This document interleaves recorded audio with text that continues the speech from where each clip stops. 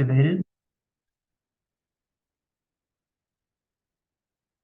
So it's 6 o'clock and we're calling the meeting to order for the Economic Development Committee to consider a proposal and a request potentially for a credit enhancement agreement. So Reagan, do you want to give us a little bit of background just for the public record on what a credit enhancement agreement is? And, sure. From the town's perspective, what that might mean? Sure. So Monmouth has, in effect, the Main Street Omnibus TIF district. And what that means basically is that there's the opportunity to have multiple credit enhancement agreements by multiple different businesses within the larger credit enhancement agreement. Sometimes TIF districts are just set up for one business, but in this case, Monmouth is very large and it's designated as an omnibus. So we currently have one credit enhancement agreement in the TIF district.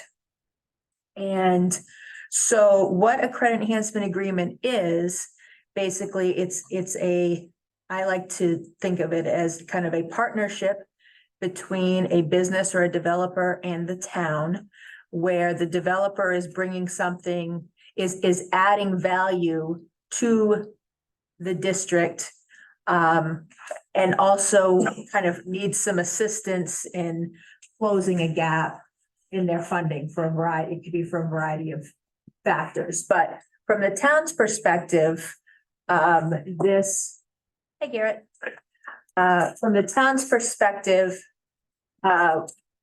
granting a credit enhancement agreement would usually come if the developer were able to enhance the town in some way, or basically give the town something that it's looking for as part of his development. So, sometimes it's jobs, sometimes it's a very large increased value. If they were putting in a $30 million plant or something like that, that would be attractive to the town. But there's a variety of different things that the town might feel warrants a credit enhancement agreement, which is a portion of new taxes that is given back to the developer, again, just to kind of fill a gap in their funding that they would need. Do you have any questions about that? I think we are all fairly well versed, but for the public's. There we go. So, and maybe we should just do introductions as well. Sure. So that everyone knows who's at this meeting. So I'm Ken Ackley. I'm the chair of the Economic Development Committee, also on the select board for the town of Monmouth. And this is my vice chair. Yeah. All right. Dan Roy. I'm also fire chief here in town. Doug Ludwig, I'm chair of the select board. Garrett Peterson. And you've met Reagan. Right, I'm an economic development consultant for the town of Monmouth. And for the purpose of the public record, Kevin. Yeah, so thanks for meeting with me. So I'm Kevin Rose, a little bit of background. Grew up in Greene, and for the last 20 years I've lived in Poland. My wife's a school administrator there. I've got a couple of almost grown kids, and I've been in the housing industry on my whole career. I started out as a property manager, and I did that for about 10 years. And then I worked for Maine Housing for about 14 years. And I worked in their asset management department. And the last position I had there was portfolio manager. So I oversaw all of the team of people that oversaw the assets that they had loans on. So I worked there for 14 years. About 10 years ago, I left for the private sector and went to work for a guy named Joe Wishcamper, who's a pretty well-known developer in Maine. And about a year into it, formed a partnership with his son, Rick, and a couple other guys. And we've been developing stuff as Wishrock ever since. And about a year ago, some of the guys decided they wanted to retire. So we've been sort of winding down Wish Rock, and I started my own company called Keystone Housing, and I've acquired a couple of properties. But I've been eyeing this program that Maine Housing has put out, the Rural Affordable Housing Program. And I like that program because it's a good size. It's a max of 18 units, so it's not huge. It's not overly complex on the financing. There's some grant money, there's some money available as loans, but it doesn't have tax credits and some of the other stuff that can get pretty complicated and pretty expensive to develop. So it's a program that I think I can do without bringing in too many additional experts and keep myself busy. So anyway, I spotted this property at 1063 Main Street and thought it was a nice developable property as far as it's in this growth district. It's got public utilities nearby, nice flat site, and it fit the program really well. So started to talk with Reagan about it, I don't know, a month and a half ago. And those conversations have developed, and I've worked with an architect, worked with Maine Housing to try to put something together. So we're, at the point where we're coming in and, talking with you guys about it. And I will say for Monmouth, it's more than just a town on the map to me. I've got a little bit of a connection, with the Green Central School, we used to come up to watch plays. With the Green Dragon Snowmobile Club, we used to come to Curly's and have dinner. My wife's family had a place on Copsicon, so know a little bit about Monmouth, and it's a nice cute town, and I think it would be a nice place to do a deal like this. So I did put together information just to kind of keep the conversation sort of flowing, and I've got copies. I think I've got enough.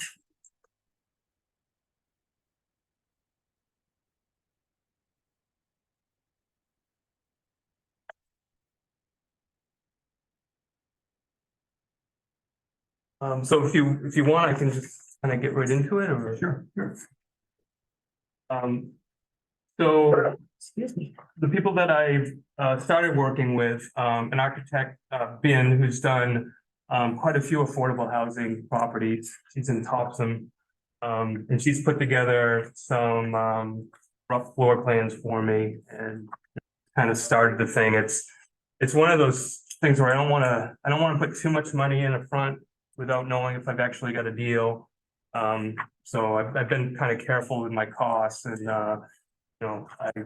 I wouldn't want to spend $50,000 on developing something and knowing I don't have an actual deal that I can get funded. So Portland Builders, they may not be the final builder, but they've given me some rough pricing. And then Carroll Associates is gonna do the civil engineer on it. So How do we know Carol Associates? Pat Carroll is the principal there. They did some work in Monmouth. Yeah, so this is just my resume and Ken's resume. I think it's we get to the development overview. This. So I just wanted to highlight some of the things of the program. So applications are due December 7th. And they designed the program to be able to apply without having all of the you need to have the basics covered, but you don't need final this or final that. And they're expecting quite a few applications. I don't know how many, and they also don't say how much they're funding. So they didn't put a dollar value on what the program's gonna fund. So not quite sure exactly how that will all work out. The properties that win will be selected based on a scoring criteria, and there's 40 points available.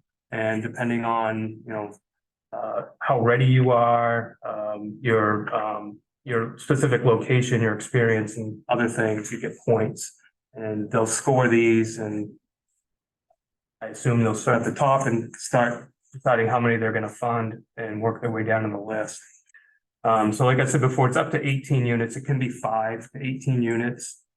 And it's for people making up to 80% AMI. This area median income is a HUD statistical thing that's put out every year to demonstrate what the median is, and then people at a certain percentage that, the LIHTC program, which is pretty much the most active affordable housing program right now, that one's for people up to 60. So this gives you a little bit more, a little bit higher income folks. And then I put the income levels down here just so you can see it. The rents will also be set at the 80% AMI limit, or a lesser amount if the market study determines that rents in the area should be lower than that. And frankly, I think these are a little high, but that's what we'd have to underwrite for the loan. So the max is for a 1-bedroom 1218, and for a 2-bedroom 1462, and that's all utilities included. So if the tenant has to pay their own electric, you got to back out an amount from that. So Maine Housing is going to be giving 0% deferred loans of up to 200,000 per new construction unit. So I think with the 18 units, it's like 3.6 million. And then you can get additional funding from them at 6% interest only, and depending on how much the property can support. Another kind of unique thing about this program is they want you to utilize all electric everything. So electric heating, electric hot water, electric appliances. And then I wanted to point out a couple of things in the program that might be interested to the group here, but this is required evidence that the project fits within existing zoning rules of final planning board approval if any variances were granted. And I haven't started down the path with your planning board, so I'd be interested to hear from you folks what you think that might be like. But that would be a threshold item. And then if I have additional funding sources that I'm putting in as part of my development deal, I would have to show that I've got commitment letters for those. It doesn't mean that I couldn't get something after, but I would have to show them that, this deal works based on this.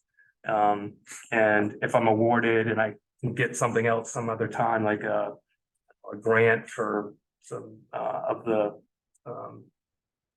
efficiency measures inside the building or something, then I could show that after. But if there's something that is fundamental to the deal, that I would need to have a commitment letter to show it's real.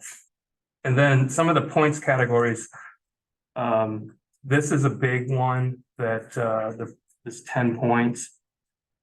Says the project and any related developments have all municipal land use approvals, except for permits customarily issued during construction, and state land use approvals, such as site plan, subdivision, stormwater, wetlands. And I think that process takes 3+ months. So I don't think I would get those 10 points. And I'm sure there probably is people that are gonna get them. And one of the things that I kind of realized is the program allows for you to acquire a building, not all new construction. So you could acquire an existing building, say, I'm gonna make this building affordable, and you'd get these points because it's an already existing building. So it kind of puts new construction a little bit at a disadvantage. And then you get additional points if all your appeal time frames have expired. And then there was a category that said left vacant or nearly vacant in a development of a downtown or other city or town center, such as a vacant lot or parking lot abutting commercial buildings or multifamily rental housing, or specifically designated by a municipality for redevelopment to renew a blighted area or mitigate environmental risks to the occupants. Vacant lots in a single family residential area are not eligible for points. So I don't think that particular parcel is, unless there can be some sort of argument that it's renewing some sort of a area, but. So that. Basics on the program. And so the building, so this lot it's 32 acres. It's a large lot, definitely more land than would be needed for this building. So there might be a way to divide it so that some of it can be used for future development. And also perhaps the seller of the parcel would be willing to sell only a piece of it. I've been talking with them, but it's not under contract. I actually walked the land on Friday with the realtor, and I told him I've got this meeting today and a couple other things, so I wanted to get back to him after I had opportunity to do those. So, but it would be a single building, 2-story, and it's 17 2-bedrooms and one bedroom, and there would be room for a community area for like a meeting room, an office, and a laundry room. It would utilize the town water and sewer, and the total square footage about 18.5. And like I said before, it's going to run all electric as required in the program. There's trusses and roof and floor trusses for structures. This next page is just first floor, second floor schematic, what that would look like. I also should mention I plan to be involved in the property. I would expect long term I'll be there several times a week.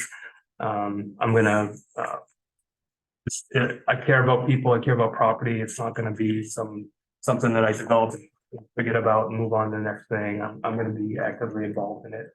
So it should serve the community for a long time. I put this sketch in here just to give folks an idea. This is a building that's been designed, and it's 2-story. It's actually 22 units, and it's got some 3 bedrooms, so it's larger. But if you can sort of vision it without this end, kind of gives you an idea of what it might look like. Where in Auburn is this building?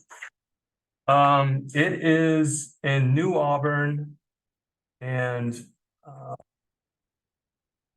I think, do you know where Main Street is? It runs along the river in Auburn. No. Yeah, I don't have the address. Yeah, I don't have the exact address, but I can certainly follow up with that. Okay.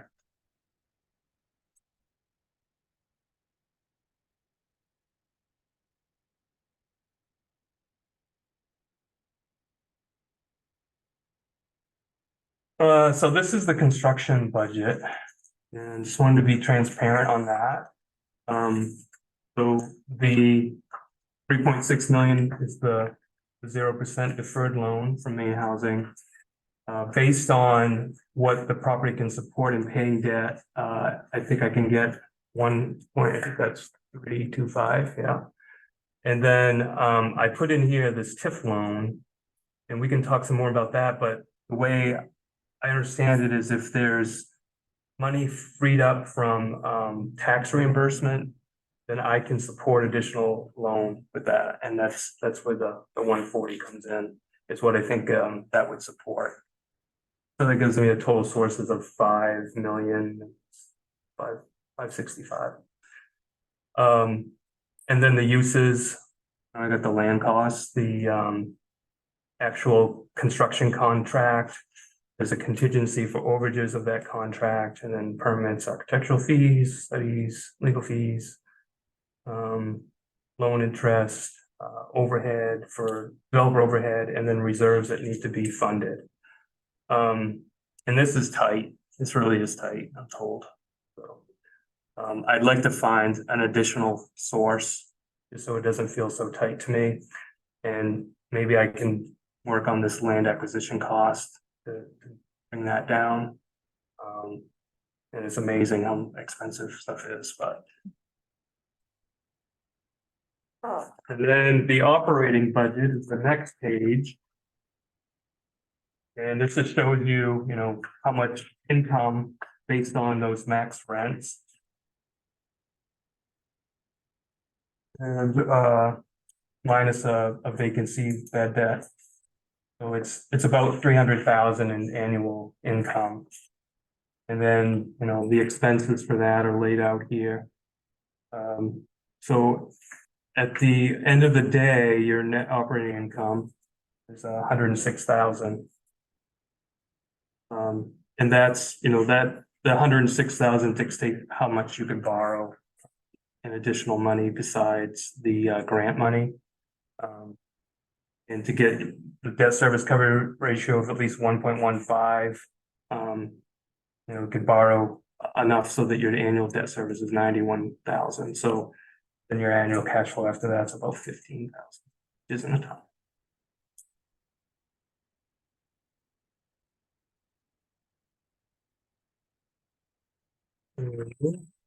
Any questions on this stuff so far?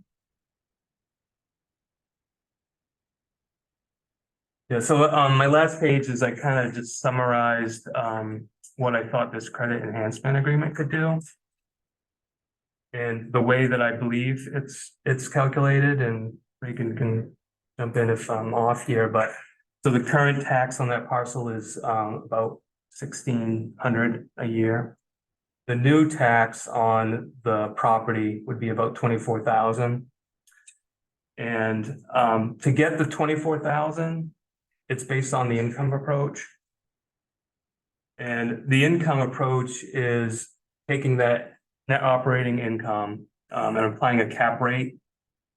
And then you come up with a value, and then you get into your town's 90% of the assessed value. So that's where the tax came up. I did talk with the assessor, trying to get an idea if that was in the ballpark or not.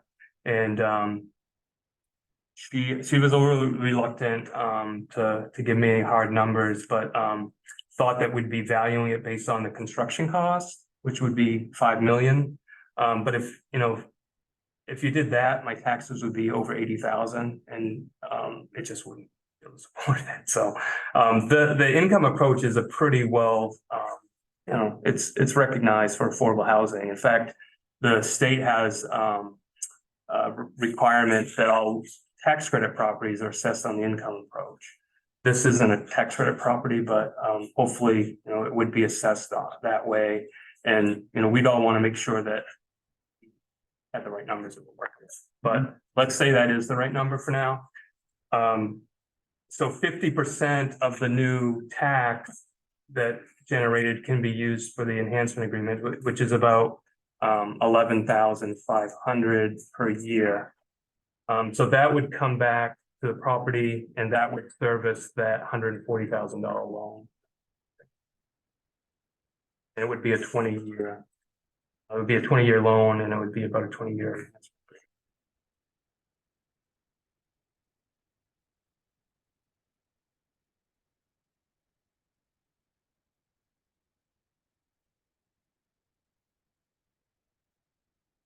There's like cap on it.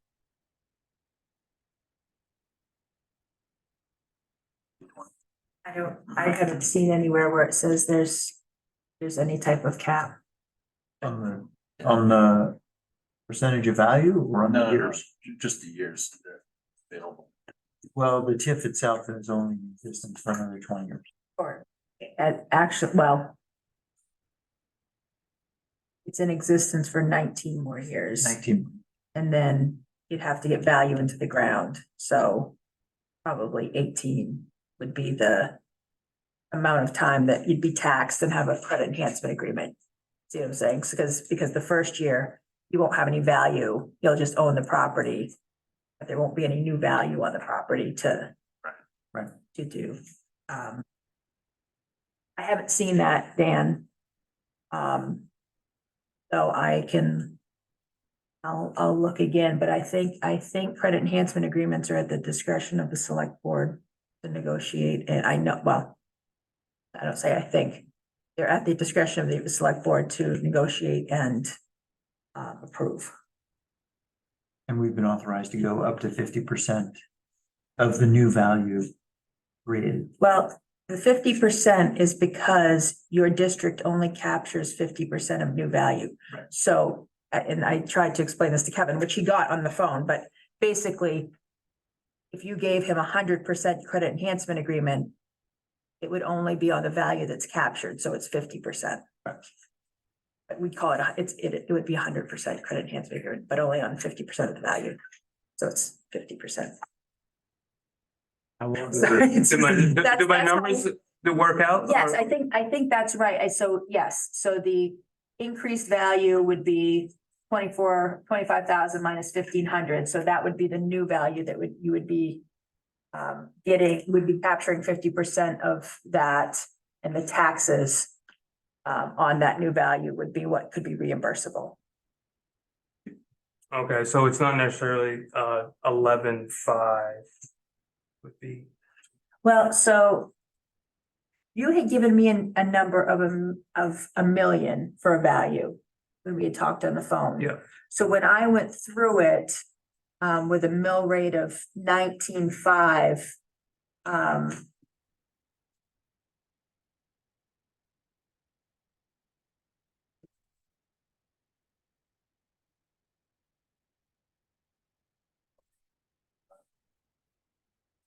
so that would be $19,000 a year of new taxes $1 million. on $1 million. The district captures 50% of that, so it would be $9,600 of new taxes that would be reimbursable if the assessor assessed this building at $1 million. Do you have some precedent about using the income method versus construction cost? Yeah. Great. Yeah, there's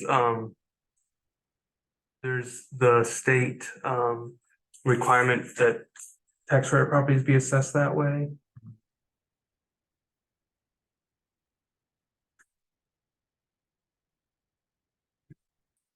Yeah, I had a question. It's more regarding the program itself, the main program, the incentives there. How long has that been around? It came out last year for the first time.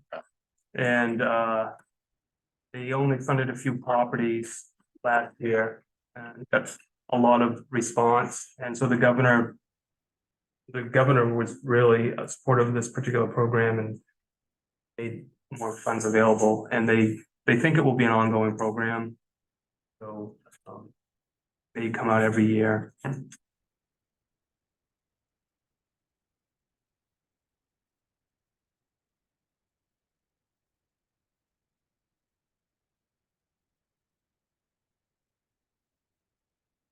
how does it look to you then, as an economist?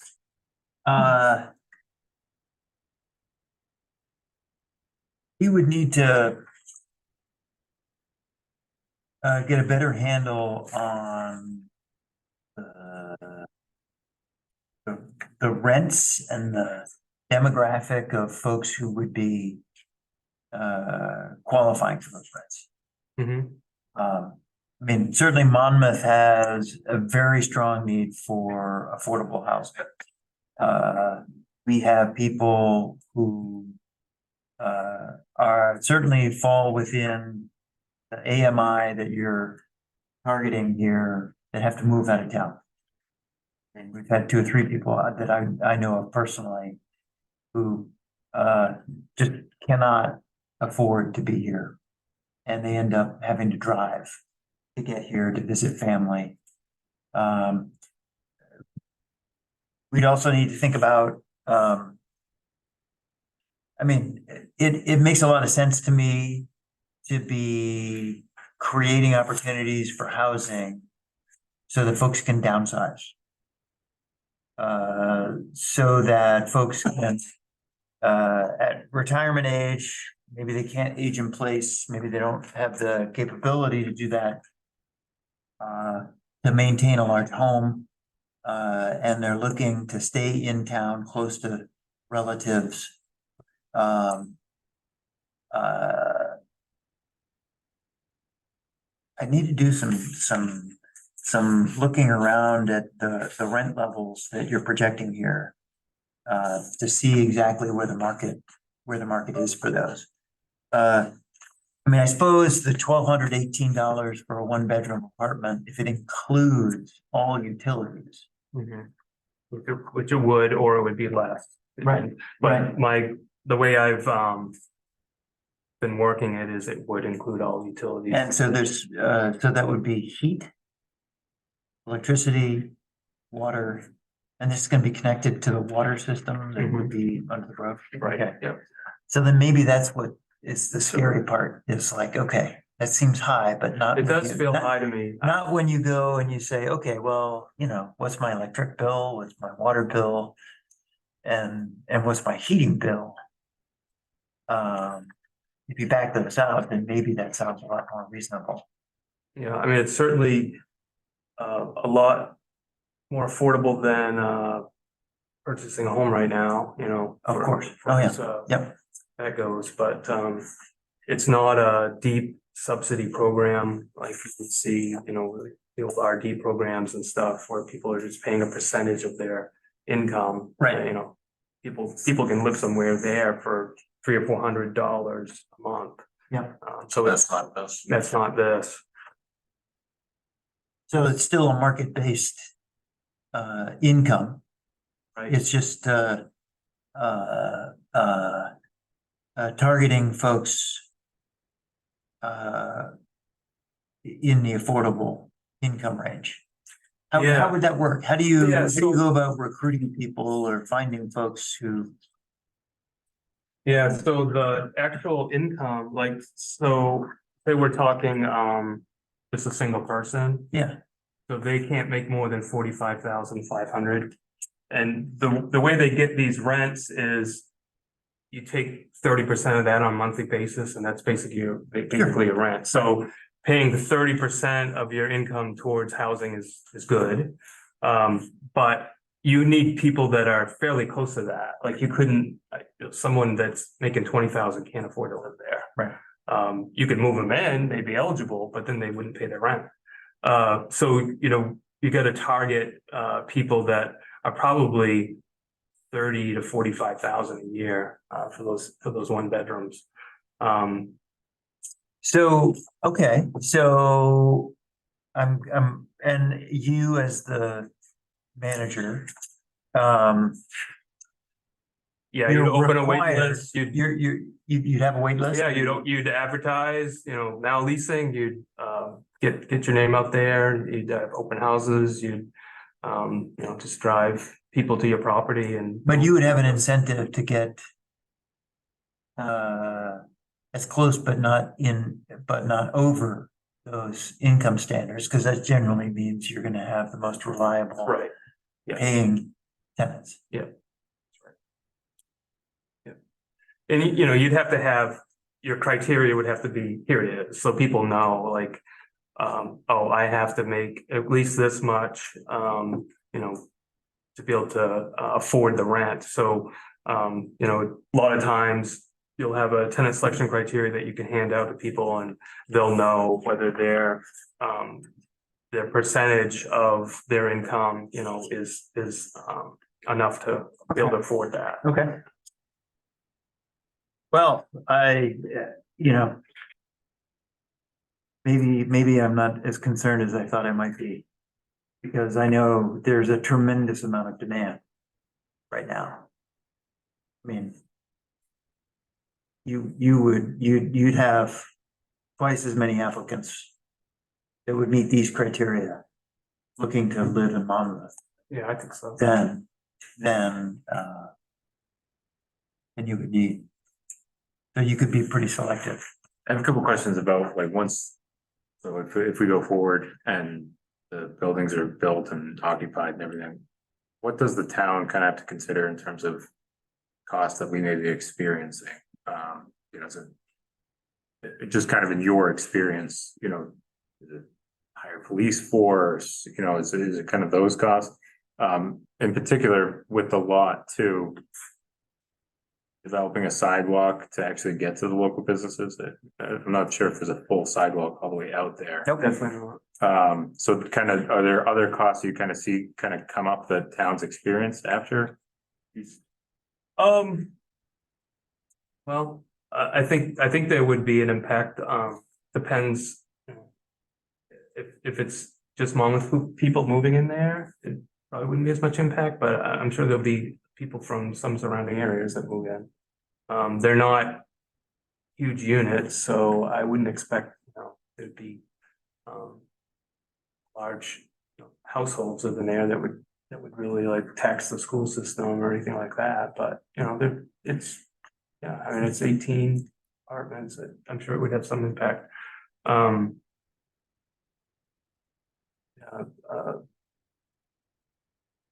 yeah, I mean, it depends, like, I told you that I'm personally involved in these. I would have low tolerance for people who can't, uphold their lease. So I'm I think probably something would happen sometime, but it wouldn't be run where, police have to show up there every day and break people up in fights. I mean, that's just not how I run a property. But yeah, I'm sure there's some impacts. I think that's the stigma of low income housing, we think of Lewiston and Augusta, they have similar programs, but they're the ones that fraction of, their income that they're paying. It attracts that type of people. I think that's the fear here in Monmouth that we'd be getting that, but it doesn't sound like that's the case. Yeah, I think this particular program, I mean, it does serve people that have a lower income, but it's not a full subsidy type program. Right. There are portable vouchers that people have. And, they can move into Monmouth anytime if there's something available. It could be a house that they rent with it. And I don't know what the voucher standard is. It might actually be less than this, but if they otherwise are an acceptable resident, like they otherwise meet your screening criteria, they've got, no criminal background and all that stuff, then they're allowed to live there. So there could be some people with vouchers that are low, but I think vouchers are like $8.70 right now. really, No one can use a voucher, yeah. so. But I mean, these 80% AMI are people making $20 an hour. That's someone working as a painter, that's someone who works 40 hours a week at a service job. I mean, these are people who work. So, they just aren't making $80 an hour. So, people all live somewhere. And It's a starting teacher. right, it's a lot of jobs right in this community, in the school system, I'm sure, as well. So, Yeah, that's 2 ed techs. yeah.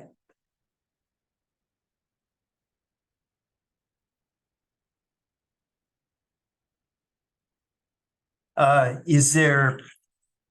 I can see from the picture of your architect's building in Auburn that it looks attractive. We're very aware that this particular parcel that you've been looking at is sort of the entrance to town. A lot of traffic goes past. And initially, when this idea was floated, I had, and maybe I misunderstood, I've been given the impression that it was going to be clustered housing rather than one giant building. Is there any wiggle room on that so that it doesn't look like a ginormous apartment building? Yeah, I know what you mean. It's really cost. It just, to put 18 units in one building is a lot cheaper than to put, two duplexes or Mhm. even, 3 6-unit buildings. Trying to make that budget work, that's really what drove it. I mean, I like the look of, smaller buildings kind of scattered around with a nice, circular driveway and all that, but, yeah, it's just, too expensive. I know, like I said, that this is a 32-acre parcel, I think. I would imagine it's probably not the only thing that's ever gonna be built there. I was thinking if I owned all 32 acres, I'd try to mix some single family in there, at some point. But yeah, I think for the numbers to work, it kind of has to be. So going back to that, if the cost of the land isn't necessarily what you're gonna fully use, are you allowed to use the full cost to apply it to the main housing? Yeah, they would put a mortgage on the whole thing and probably tie up the whole thing, you know. It was collateral for their loan. I think that's a number that there might be some wiggle room in. Okay. I might be able to get them to sell me 10 acres instead of 32. Or I might be able to carve it off and just hold the other part of it, just as a different company that's not tied to it. And that would reduce the acquisition cost too. And, I don't know if there's, another site in town that people would prefer something like this, but, this is the one I found. It doesn't necessarily mean it's the best one. So if you guys have some thoughts. What size parcel is suitable for something like this? Well, I think looking at the ordinances, I think if it's on the public water sewer, for 18 units, it would need to be at least 3 acres. I looked at it.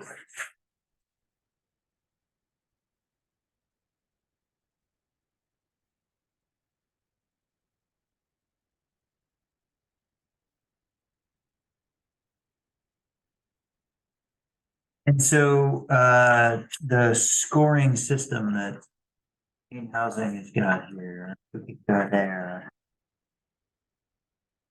One of the reasons you're asking for our participation is that it helps you score more points. It probably would help me score points. But it's really because the deal's tight. The deal's tight.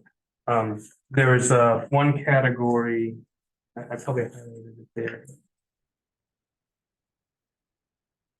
Here. Yeah, developer brings additional financial resources from a source other than main housing. Now, the credit enhancement agreement allows me to borrow more main housing money, but I think it would qualify.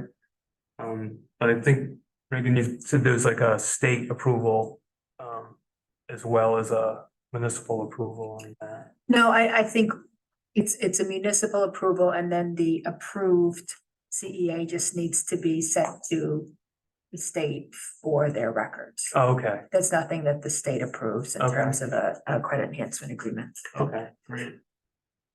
So that could generate 5 points. The other thing I could do is I think I could just make an equity contribution and get the 5 points too. Then here's $25,000, so it's a deal and get. I think I could get those.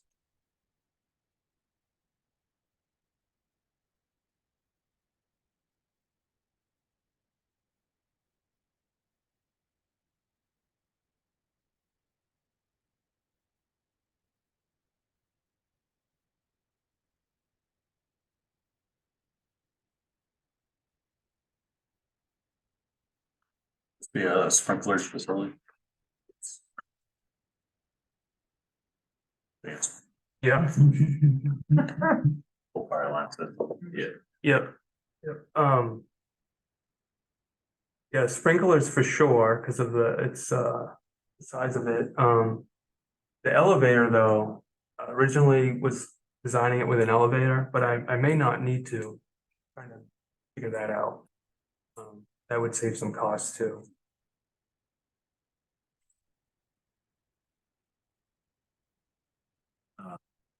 What goes into the developer's overhead figure here? Yeah, so that's my expense, And, you know, it's What- pre-development costs. It's, I'll be working on the project for a year and a half.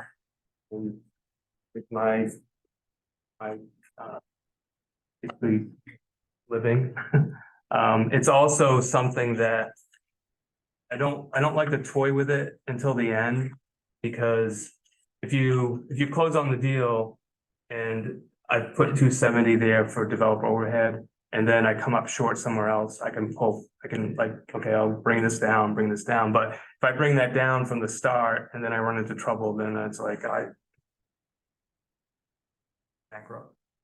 But yeah, it's profit I think and you bring up a it's, good point, though. What is so there's some risk here. In yeah. terms of bankruptcy or anything. What are the assurances for the town that this is maintained and everything? Well, you know, I would be underwritten by Maine Housing, so I've got a good net worth, but, yeah, I mean, it's, they would be the lender, so if there was ever some sort of enforcement through them, they would insert themselves as the lender and, you know, do something with it, but.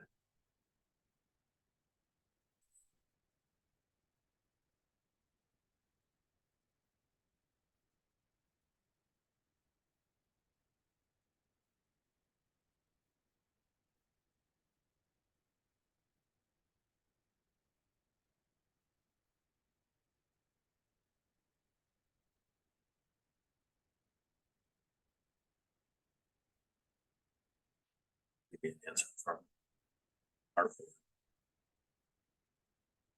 And it's really. So what the select process, board. I was gonna say, yes, so what the process would be is that this group would put together a recommendation to the select board.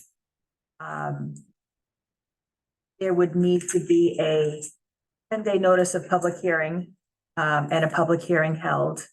And that doesn't have to be necessarily the same night as the vote for the select board. But I would suggest that Kevin would come to the public hearing to answer any questions. And then the select board would be able to vote on whether or not to grant the credit enhancement agreement and the terms, you know, we would be suggesting terms to the select board for that credit enhancement agreement.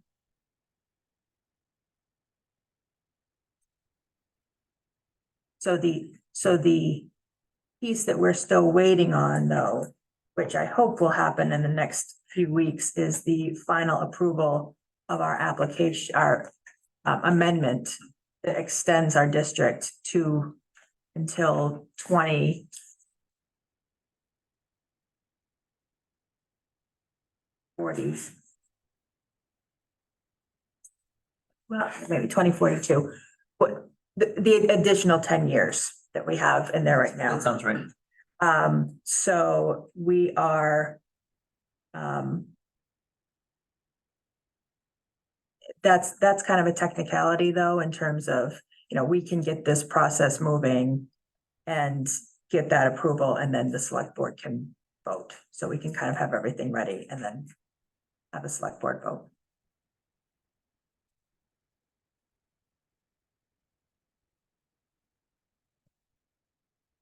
How far along with planning board? You guys, would you expect more at this point, or?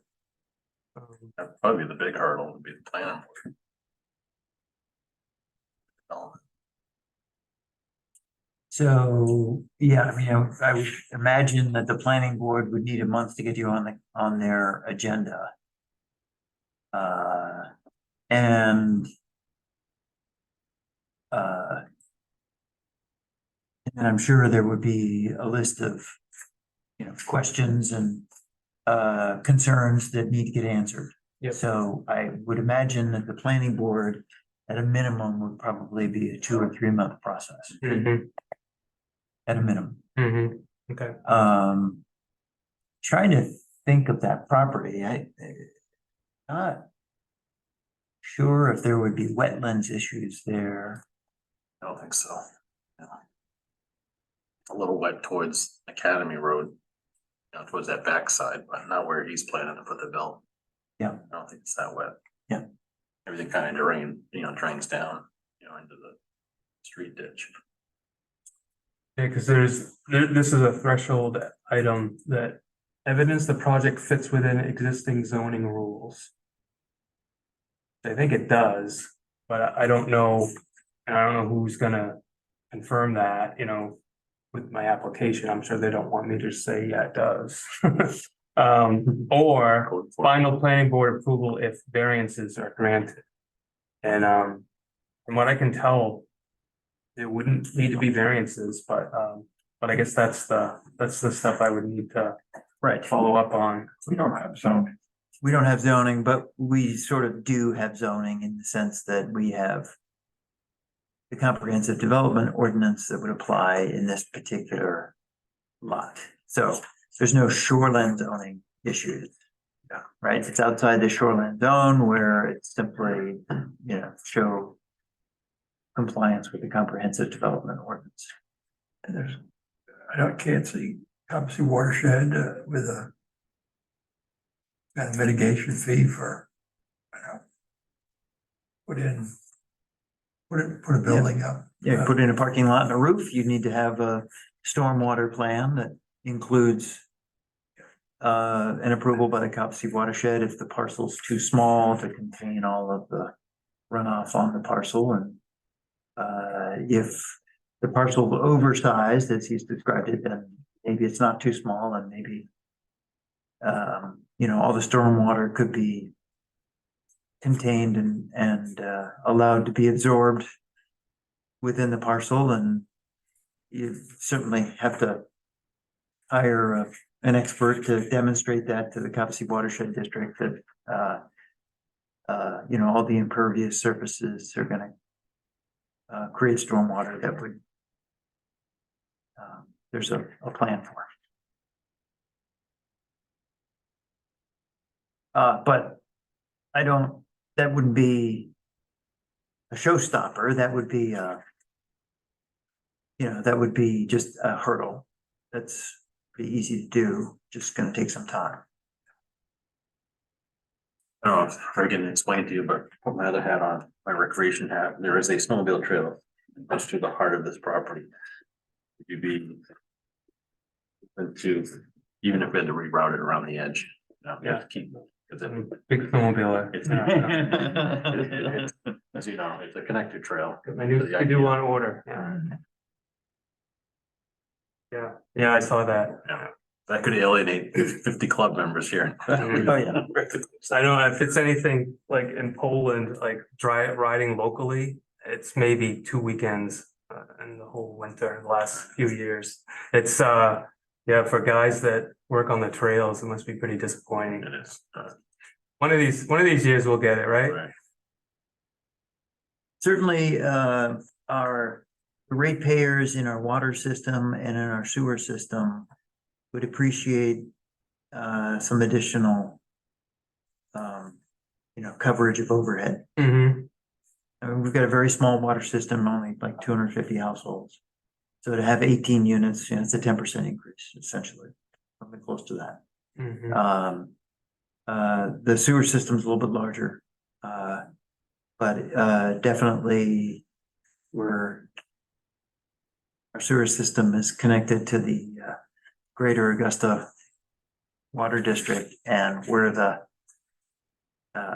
last town on the line. So our trunk line, we are super sensitive to whatever happens to the trunk line because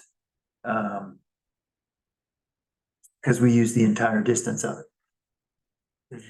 So certainly the fact that you're interested in connecting to the public utilities is a help to the community, and that would be a big, we've been looking for things to do to encourage growth along these utility lines because we are aware of the increasing costs to the ratepayers Mm-hmm. who are required in most instances to Right. be connected. And so that's a town utility? Well, quasi, Yeah. they're nonprofit organizations that operate technically separate from the town, but the town relies on them to be the experts Mhm, in what they do. mhm. So we have a very close relationship with them. You wouldn't be doing solar stuff, would you? It's not in the plan, but adding some rooftop solar might be a good idea for the building. Especially where everything's electric. Yeah. Yeah, and the program requires you to have the roof ready for it to accept it. Definitely gonna be part of the consideration for situating the building, so the roof hits it. But Greatest sun exposure on that hill. but it's probably something that would not be there started, something to add later. So if the roof were to be southward facing, how would the building be situated then? I think, I think that road goes north-south, I think. So, So it'd be perpendicular to the road, Mhm. long ways perpendicular to the road. The longest stretch of the building would be perpendicular to the road, yes, perpendicular. Roughly. Which probably be preference anyway, I would think. probably And then parallel. Yeah.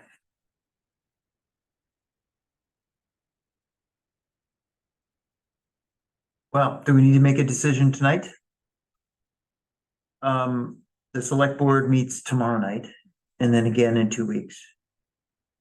And So what I think this group should probably talk again, figure out if there's anything else you need from Kevin in terms of information. And then if not, then we can work towards making a recommendation to the select board. Okay. Or if you needed him to come back for some pressing, just, or zoom in or whatever for some additional information, but just, sure. When's our next meeting? uh,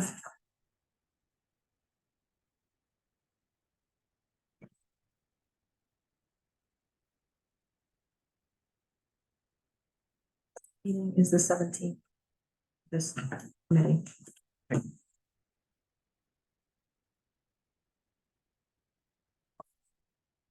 Select board meeting. Right, if this group are going to make a recommendation to the select board again.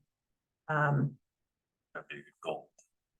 Yep, and then we would still need to have a 10-day notice of public hearing. Published, so they have For to, the select board to yeah, make it. for the select board. So,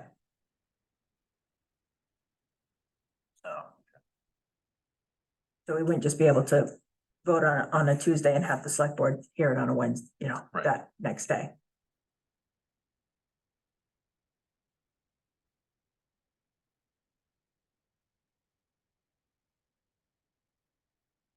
Meeting 17th. At the same time, at 6? At 6, 6:30. okay, all right, well, It's the Friends of Funds comes to memory. A quarterly meeting. I mean, I know that you were talking about, what you would need in terms of the application.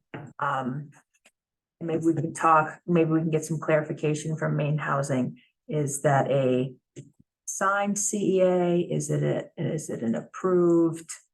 An approval from the municipality and the draft CEA. Sometimes they do Yeah. draft CEAs and then it's just kind of ready to go, but in case they have some sort of questions, or would it not be executed if you weren't a recipient of the program? So there's some things that we would need to kind of figure out what exactly you needed from a perspective of the application. Right. So that we can figure out how we would, what we need to prepare.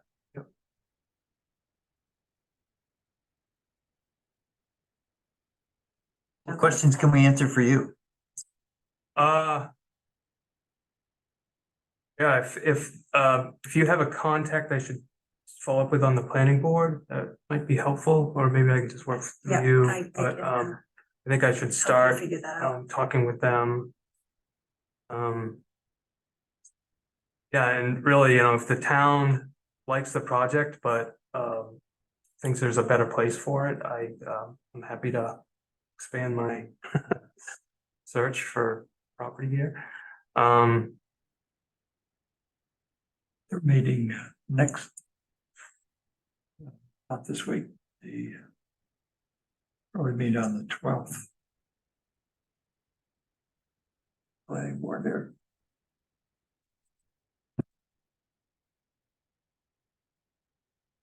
And if I can find any additional resources, I think it would make it less tight than it is. I don't know, I haven't reached out to the county, but I'd ask you if you've got a contact there. Right, Cataract County, right?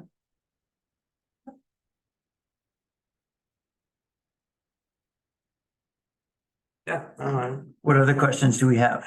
I grew up in Poland. Where do you live in Poland?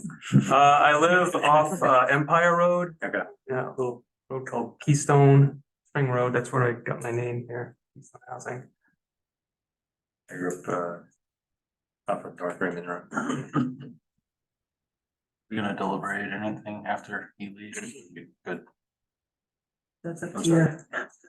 I got a 7 o'clock meeting. Yeah, I've got to get going too. I think we're going to adjourn after this. Okay. All right, well, with that said, thank you Thank for you. coming to make the presentation. And, do I hear a motion to adjourn? Okay. And we have a second. All those in favor? Thank you. Right.